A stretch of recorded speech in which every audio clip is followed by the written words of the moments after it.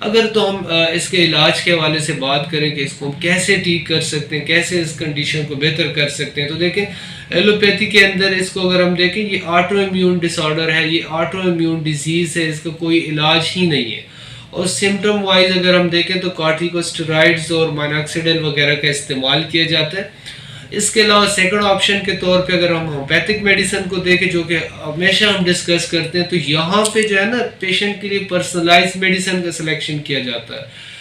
یعنی کہ ہر مریض جو ہے وہ دوسرے سے مختلف ہوتا ہے ایلوپشیا کا. تو ساری چیزیں کہ بھئی ایلوپشیا کس وجہ سے ہوا ہے، یا اگر ایلوپشیا ایریٹا ہے، آٹو امیون ہے، تو یہ ساری چیزیں دیکھنی ضروری ہے کہ کس وجہ سے پیشنٹ جو ہے وہ اس کنڈیشن کا شکار ہو چکا ہے. اس کی فاسٹ ہسٹری دیکھنی ضروری ہے، اس کی فیملی ہسٹری دیکھنی ضروری ہے، اس کے سائیکولوجیکل فیکٹرز کو دیکھنا بڑا ضروری ہے. اور ان ساری چیزوں کو مد نظر رکھ کے کچھ میڈیسن کا استعمال کیا جا سکتا ہے.